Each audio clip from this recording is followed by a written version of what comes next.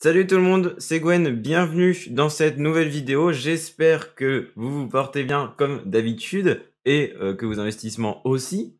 Aujourd'hui, nous allons parler des différents types de risques qui existent en bourse. Nous allons voir 4 types de risques aujourd'hui.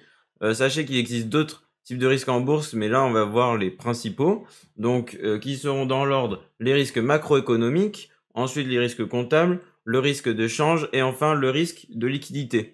Je vous parlerai également en fin de vidéo de 2 autres stratégies que vous pouvez appliquer pour limiter le risque en bourse. Juste avant de commencer avec les risques, je vous mets en garde sur l'investissement en bourse, car même si la bourse peut apporter un super rendement, ça reste quand même risqué. Comme nous allons le voir, il y a moyen de limiter les risques et de les baisser au maximum, mais quand vous investissez en bourse, votre capital n'est pas garanti et vous pouvez perdre de l'argent sur le court terme. Soyez prudent et n'investissez que ce que vous pouvez vous permettre de perdre.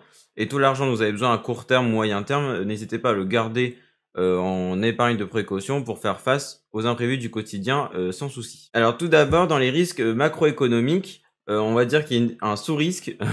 Je vais classer comme ça dans la vidéo, donc avec les risques majeurs, et ensuite on décomposera en plusieurs sous-parties. Donc le premier, c'est les crises économiques dans un secteur d'activité. En fait, c'est un petit peu ce qui s'est passé lors des derniers cracks boursiers, notamment en 2000 et en 2008. En 2000, c'était les entreprises technologiques qui ont fait une crise financière. Mais en fait, de base, c'était que du coup sur les entreprises technologiques et les entreprises internet, les dot-com. Sauf que du coup, il y a eu un effet domino et ça a entraîné un crack boursier sur tous les autres secteurs d'activité. Et en 2008, c'était pareil, c'était d'abord avec le secteur immobilier. Mais en fait, du coup, ça a été se répercuter sur la bourse. Et en plus, c'était l'immobilier américain. Et comme l'Amérique, ce sont eux qui ont le plus de poids en bourse, mais en fait, ça a entraîné le monde entier dans leur crise. Donc, du coup, faut faire assez attention à l'effet domino. Et parfois, un secteur d'activité peut entraîner une crise dans plusieurs secteurs, voire tous les secteurs d'activité. Ensuite, vous avez les crises économiques dans un secteur géographique. Donc ça va être par exemple plus avec tout ce qui est géopolitique, guerre, événements dans une zone précise. Donc là, dans l'article de Vogue, j'avais pris l'exemple avec Donald Trump et Xi Jinping, quand il y avait eu des différends, on va dire, entre les États-Unis et la Chine sur les accords commerciaux, tout ça. Et du coup, ça pouvait pas mal paralyser l'économie américaine et chinoise. Il y avait aussi plein d'initiatives, tout ça, d'investissement de la part des Américains envers la Chine. Bah, du coup, tous ces investissements étaient bloqués ou perdus. Donc, il peut y avoir aussi ces risques-là. Donc, enfin, vous avez donc tout ce qui est crise politique, on va dire. Donc, bah, pareil, ça peut être un peu comme là. Donc, souvent, c'est lié au secteur géographique, mais ça peut être aussi politique d'investissement ou politique intérieure, on va dire, un peu l'éthique de chacun ou d'un peuple entier. Là, on pourrait prendre comme exemple les valeurs un peu tendance en bourse. Par exemple, il y a les valeurs écologiques, tout ce qui est éco-responsable. Donc, toutes les entreprises qui ne respectent pas les critères écologiques se font un petit peu balayer par les investisseurs et sont mises de côté. Mais parfois, il peut y avoir donc des entreprises un peu tendance, un secteur tendance, et du jour au lendemain, hop, ça s'effondre, bah, un petit peu comme il y a eu en 2000 avec les entreprises Internet, encore une fois, où du coup, c'était un peu le secteur à la mode, et donc comme tout le monde avait investi là-dedans, bah, ça a perdu beaucoup de valeur du jour au lendemain. Donc, faut faire aussi attention aux tendances. Là, par exemple, bon, là, pour l'écologie, c'est un peu une tendance quand même assez long terme, mais ça risque pas de s'arrêter demain. Mais il peut y avoir des tendances beaucoup plus courtes et qui peuvent vous faire gagner beaucoup d'un coup, monter super vite et redescendre aussi vite. Ensuite, le deuxième gros type de risque, ça va être les risques comptables. Donc pareil qu'on va décomposer en plusieurs sous-risques. Donc tout d'abord, concernant les risques comptables, je vous conseille d'aller regarder les bilans comptables des sociétés et de regarder 3 critères importants qui sont donc le taux d'endettement de l'entreprise. Dans l'idéal, il doit être inférieur à 110%. Et du coup, faites attention au taux d'endettement assez élevé ou même qui monte à 150-200%. S'il n'y a pas de raison valable et c'est juste que l'entreprise est en difficulté financière, ça sent pas ultra bon et l'entreprise risque de faire faillite. Enfin, en tout cas, elle a plus de risque de faire faillite qu'une entreprise qui se porte bien au niveau du taux d'endettement. Ensuite, vous avez également donc le résultat net de la société, donc tous ses bénéfices.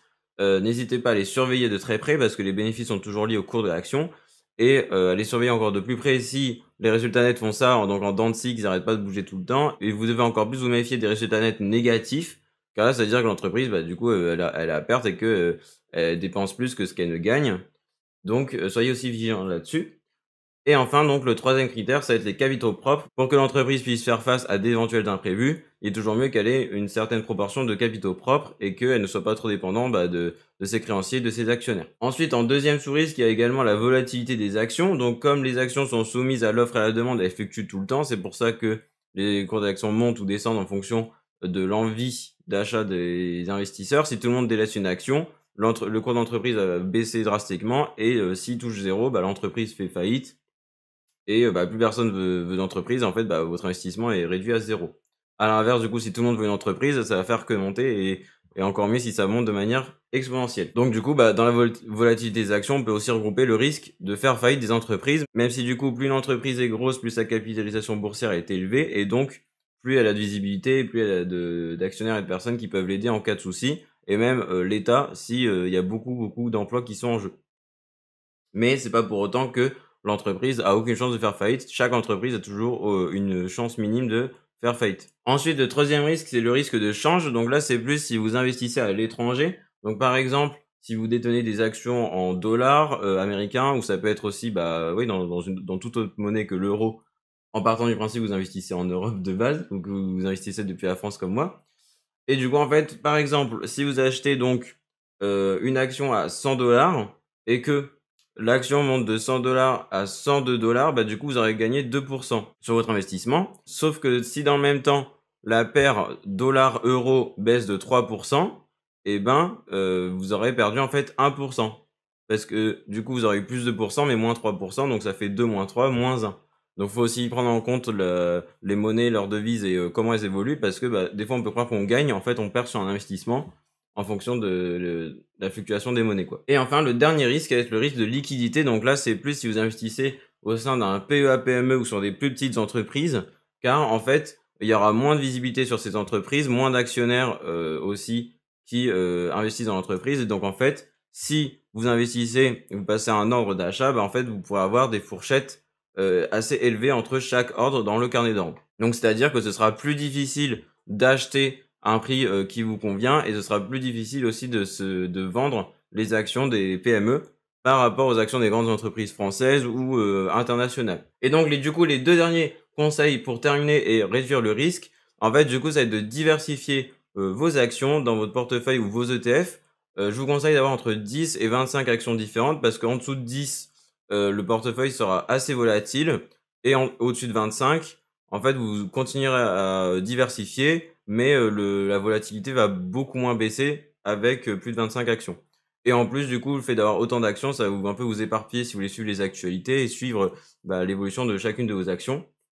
Donc, je vous conseille de diversifier en gros, mais pas trop non plus. Donc si vous avez des actions dans le secteur de la finance et de l'immobilier, s'il y a une crise dans le secteur de l'immobilier, vous allez pouvoir compenser avec les actions du secteur financier. Donc en fait, vous aurez un profil plus équilibré, quoi, tout simplement. Et donc pareil, après, vous pouvez aussi diversifier avec des ETF. Donc c'est-à-dire, par exemple, si vous avez un ETF sur le CAC 40, vous allez faire un seul achat avec un ETF et vous allez pouvoir investir directement sur les 40 actions du CAC 40. Donc un achat pour 40 entreprises et donc ça permet de diversifier massivement avec très peu de ressources et un seul investissement. Donc ça peut être pas mal aussi. Et enfin, du coup, je vous conseille de lisser vos investissements dans le temps, c'est-à-dire au lieu d'investir 1000 € d'un seul coup, ce sera beaucoup mieux d'investir 100 € un petit peu chaque mois. Comme ça, vous pourrez profiter des hausses et des baisses du marché.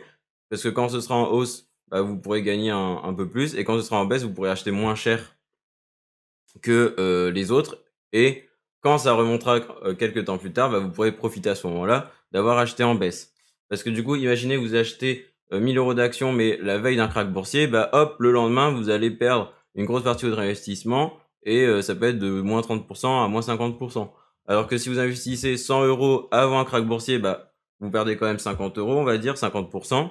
Mais les mois suivants, comme le marché aura beaucoup plus baissé, vous pourrez investir en baisse à ces moments-là et du coup, pareil, vous diminuez le risque de perdre une grosse partie de votre investissement d'un seul coup. Voilà, donc j'espère que cet article de blog vous aura été utile et qui vous aura aidé à mieux comprendre les différents types de risques qui existent en bourse.